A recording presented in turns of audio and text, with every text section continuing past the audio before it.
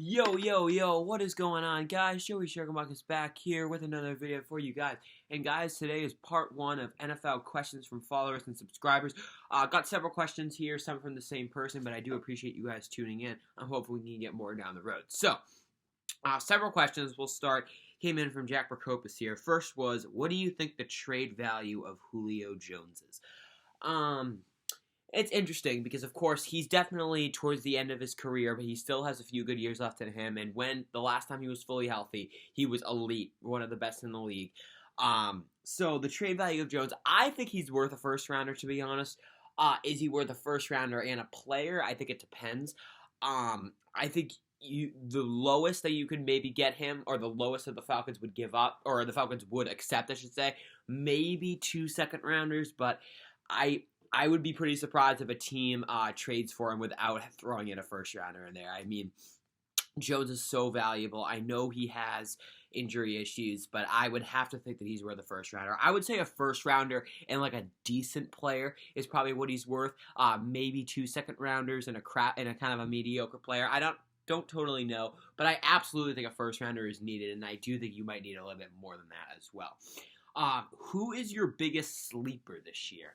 So I think he's, asking for a player. Who is my biggest sleeper this year? It's kind of interesting because I think a lot of the big players that got taken are getting the hype that they need. I think one player who is kind of getting slept on maybe is Carson Wentz. Now, again, I'm not particularly high on Carson Wentz, so this might sound a bit contradictory, but I know he had such a bad year last year, but I kind of feel like he could have a renaissance this year with a totally new group. He has a much better offensive line. Colts offensive line, when healthy, is very good. An upgraded head coach. I mean, Frank Reich is a decent coach, but he's definitely better than Doug Peterson. His receivers are still kind of trash, but the Eagles also have the Colts also have a much better defense, and I do think that he's going to be coordinated a lot better, and he could bring the Colts back to the playoffs. I mean, I definitely think he's better than Phillip Rivers, especially old man Phillip Rivers, and I do think it's kind of flying under the radar. I think a lot of people are, saying goodbye, I should say writing off Wentz right away because he had such a bad year last year. And I know he was bad. He didn't play well. I could see a renaissance year for him. I don't think he's going to be anything huge, but I do think he'll do pretty well this year with the Colts. I think they'll fit his system well. So I'm going to say Carson Wentz is definitely a decent sleeper this year in terms of how well he does. And if I'm right or wrong, we'll have to see. I do think the Colts will be another wild card team. Their defense is pretty much the same. They drafted a couple edge rushers, I know, which means Justin Houston is very likely on the way out. Hopefully he comes to Baltimore. But anyways, their defense is pretty good. I do think that the Colts are still going to be pretty good, and I think Wentz could be a decent quarterback for them. So I do think people are giving up on Wentz a bit too early, and he could do pretty well. All right, now next, this is kind of like the flipping of the question. Who is your biggest bust for this year? Let's see. Who is my biggest bust for this year? So I'm probably going to have to go with the draft. Thinking about biggest busts, biggest bust is tough because I do think a couple players could bust. Mac Jones, I think, could bust. Trevor Lawrence himself could bust. It's a little bit hard to say. Trevor Lawrence, I didn't see him play much, so it's kind of hard for me to judge him, but I kind of feel like people are automatically considering him to be really good, but I'm going to focus on Mac Jones for a second. People are automatically thinking he's going to be good, and again, I didn't watch him play much, but he was the quarterback of Alabama, and that's not to discredit him, but he had pretty much the best supporting cast you could ask for, and that's not to say the Patriots supporting cast isn't good for him. And again, if they're the ones who do actually trade for Julio Jones, that would definitely change it. But I think people are kind of indicating that he's going to be good regardless. And he hasn't proved that he can do well with kind of a mediocre supporting cast. So Jones, I think, is getting a little bit overhyped. And I do think Lawrence might be a little bit just because some people are saying he's automatically going to turn the Jaguars' offense around. But at the same time, the Jaguars' offense is not bad, really. It wasn't bad last year. I mean, they have Chark. They lost Keelan Cole. I think they also had James Robinson, terrific-looking running back. Their biggest issue last year was defense. It was atrocious. And that's not to say their offense is great. It definitely could use work. but it's not like I don't think Lawrence is going to change the whole team, I guess I should say. They still have a ton of holes on defense. So I think Lawrence is getting a bit overhyped, but the bigger one who's getting overhyped, I think, is Mac Jones. That's not to say he won't be good, but I do think people are jumping the gun a bit too quickly. I've seen some Patriots fans trying to say that he's like literally going to be their franchise quarterback, and while that's possible, there's no guarantees. Players bust all the time. And will they be able to develop him? Will he have a good enough supporting cast to perform well? We're never going to know. So I don't think there's a lot of big busts, just so we're clear. But I do think if I had to pick someone getting overhyped coming out of the draft, it'd probably be Mac Jones. All right. Another question came from him. What NFL team do you see making the biggest jump from last year? I've been thinking about this for a while. I would say the Giants. This might be an unpopular opinion, but I'm actually kind of high on the Giants this year for a couple of reasons. Number one, they've had a pretty good offseason. I mean, they did lose Kevin Zeitler, which is obviously too bad because he was kind of their one good offensive lineman left. But they got Kenny Golladay, which is huge. Saquon Barkley coming back. I mean, I know he has so many health issues, so there's no guarantee that he'll have a full year. But people seem to forget that when Barkley is fully healthy, he's really, really good and one of the best running backs in the league, actually. So he's coming back. Daniel Jones is not good. I will say that. However, again, they got Kenny Golladay, and their receiving core is good. They also drafted Kadarius Toney, I think is how you say it, wide receiver. So their offense is looking pretty good, and their defense has always been solid. It's had its good moments, it's had its bad moments, but generally speaking, the Giants' defense has always been at least above average. They kept Leonard Williams. I think they still have James Bradbury in the secondary. Their defense isn't bad. So I think that there could be a decent team, not to mention the NFC East is so bad. The Eagles are going to be garbage. The Cowboys should be better, but I still think they're getting really overhyped, to be honest.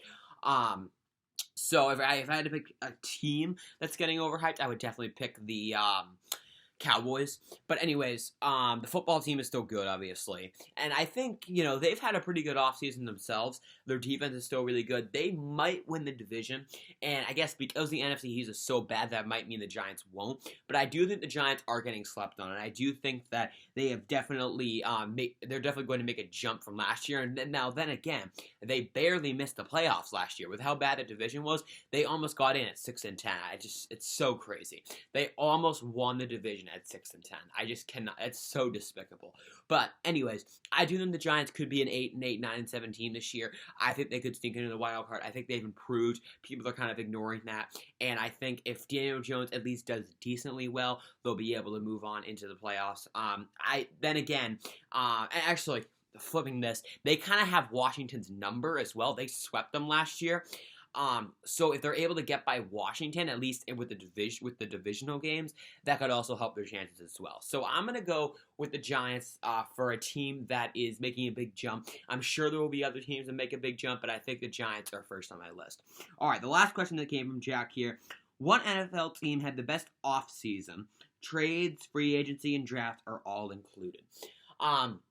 As much as I hate saying this, I mean, I'd have to go with the Patriots. And it's not just because they just sign a lot of people. Like, teams can sign a ton of players, and they don't necessarily do well. But I'd have to bet on the Patriots. I mean, they look like a whole new team.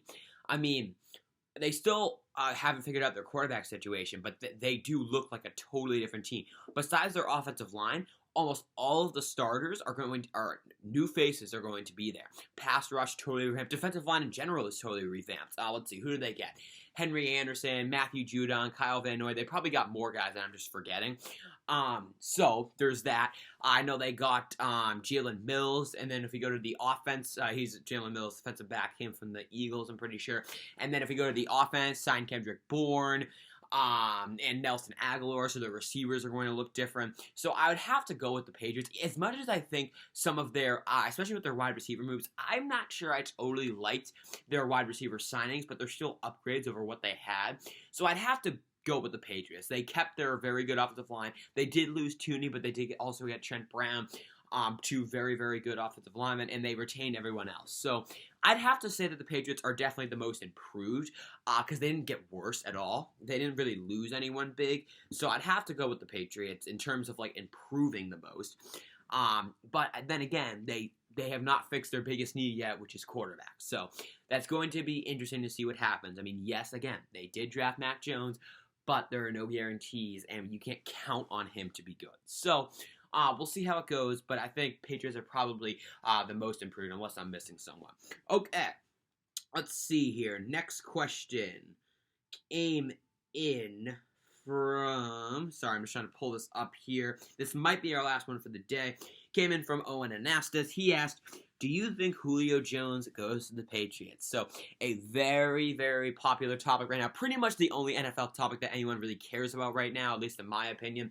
What is going to happen to Julio Jones? And really, I think the answer gets less and less confident every day. Every day, there's more new rumors that comes out, more teams are interested, more offers are on the table, so the answer gets less and less confident.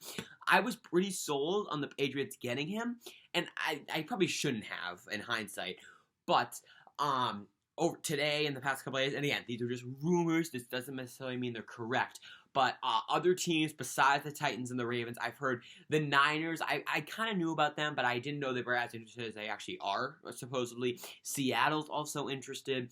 So there's a lot of teams that are interested. And I also heard, remember as I mentioned a few days ago, or at least in the last video I think it was, the Titans supposedly were long shots to get Julio Jones. I heard that they were kind of out of the talks. But then today, they got, I heard that they were back in it. And according to Bleacher Report, which is a pretty reliable source, they are the favorites to land Jones all of a sudden. So, again, it doesn't mean I believe it all, but it is kind of interesting because, like, who is going to get him and what can they give up? The issue, the problem I see with the Titans is, what can they give up? They have lost so many guys. I don't know what more they can give up. I don't know what their draft situation is, to be fair. But I don't really know what they can give up. So I guess I'm not totally sure on how the Titans are going to be able to afford him. Well, actually, I shouldn't say that. They probably have a lot of cap space because of how many players they've lost. But because they don't have much left, what players can they give up? But again, maybe it'll just be picks, but a lot of times there's a player thrown in there as well. So I don't know what their plan is, but if the Titans are able to get him, that would definitely change my perspective on them, at least a little bit. But the Titans are apparently right in there. But to answer the original question, do I think Julio Jones goes to the Patriots? So if he asked me this a few days ago, I would say absolutely. I'm still thinking yes. I still think the Patriots make the most sense because we'll start with the basics. The receiving core is still kind of trash. I mean, Aguilar and Bourne are decent, but again, you never know how well they're going to do in a new system.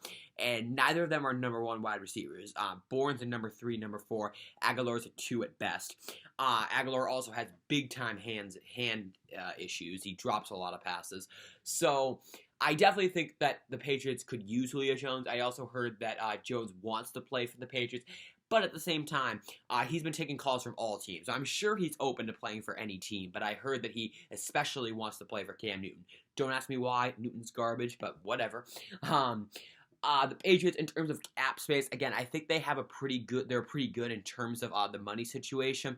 But then again, I was hearing a rumor today that the Patriots still have to give up a lot. I mean, anyone would have to give up a lot to get Julio Jones, but apparently the Patriots may not want to give up as much as they have to get Julio Jones, so that would maybe deter them from getting him. But, you know, it's all in perspective. I mean, you could say this about any team, because it's going to take a lot to get him. I mean, Jones, a very, very valuable player. He might be old, but he's still very, very good. And teams are going to have to gamble if they want to get him. So I do think he's going to go to the Patriots. I think it might take a bit, but I do think in the end he's going to go to the Patriots. We'll start with the basic reason, besides the Patriots needing receivers badly still. I don't think the Falcons really want to trade Julio Jones into the NFC, so that would take the Seahawks and Niners out of the equation. A lot of times when teams are trading this big-time player, they don't want to trade him into the same conference. Then again, I think the same thing was said about Baltimore. Like, we didn't want to trade him, Orlando Brown, back into the AFC. We did anyways. We also traded him into one of our arch rivals. Don't ask me why, but anyways, I do think the Falcons are probably going to look to trade Jones into the AFC first, which means the Titans, the Ravens, the Patriots, they're all in on it. But I do think that Jones is going to go to the Patriots in the end. I don't know what the contract situation is going to be, but I am going to say that Jones is going to go to the Patriots. I don't think that they'll give him like a big 4-year deal because he's getting old. He also has injury issues. I don't think they're going to want to gamble on him too quickly. because you never know. Maybe he'll drop off after a year. So they got to be careful with how big of a contract they actually give him. But I would definitely bet on him going to the Patriots. But again, you never know. He could go to Baltimore. He could go to Seattle. I still can't get over how sick would that be if he goes to Seattle. DK Metcalf and Julio Jones. That would literally be invincible. Plus Tyler Lockett as a wide receiver 3. I just don't even think that's going to be stoppable. So, guys, that is going to do it for this video. I really do appreciate all of you guys tuning in. I thank you for the participants. If you enjoyed this, please be sure to drop a like on the video. Subscribe to the channel if you are new. I am out. Peace out. Have a great day. Thank you so much for watching. Go Ravens. I hope to do episode 2 next weekend, depending on how things go. And whenever Julio Jones gets traded, I will be making a video as soon as I can. Thanks again so much for watching, and have a great Memorial Day.